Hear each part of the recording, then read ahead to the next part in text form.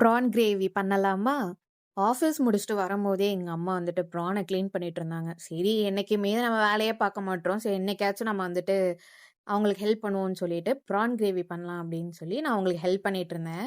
First வந்து நான் onion cut பண்ணிட்டு இருந்தேன். பக்கத்துல என் தம்பி நின்னுட்டு கதை பேசிட்டே இருந்தான். ஆனியன்லாம் கட் பண்ணி முடிச்சுட்ட அப்புறம் பார்த்தா, என் கண்ணெல்லாம் கலங்கி போய் நிக்கிறேன். அதுக்கப்புறமேட்டுக்கா வந்துட்டு ஒரு குட்டி ஸ்டைல்ல டொமேட்டோ வெட்டியாச்சு.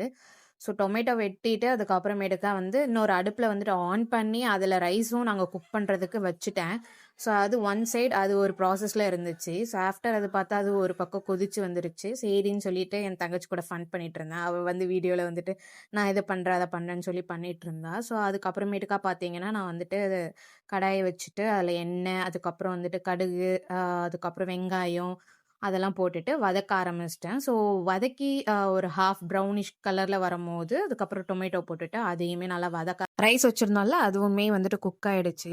அதுக்கப்புறமேட்டுக்கா இஞ்சி பூண்டு பேஸ்ட்டு நாங்க வந்துட்டு வீட்லயே செஞ்சு அரைச்சு வச்சிருந்ததையும் போட்டுட்டு, அதுக்கப்புறம் கருவேப்பில போட்டுட்டு, அதுக்கப்புறம் தேவையான அந்த ஸ்பைசஸ் எல்லாமே போட்டு, அதையுமே நல்லா மிக்ஸ் பண்ணி நல்லா வதக்கியாச்சு. After that over the time, prawn வந்து போடுற டைம். ஸோ ப்ரான் எல்லாம் போட்டுட்டு, நல்லா வந்துட்டு அந்த அந்த மசாலால வந்து உப்பெல்லாம் போட்டு நல்லா கிளறி எடுத்தா, ப்ரான் கிரேவி ரெடி.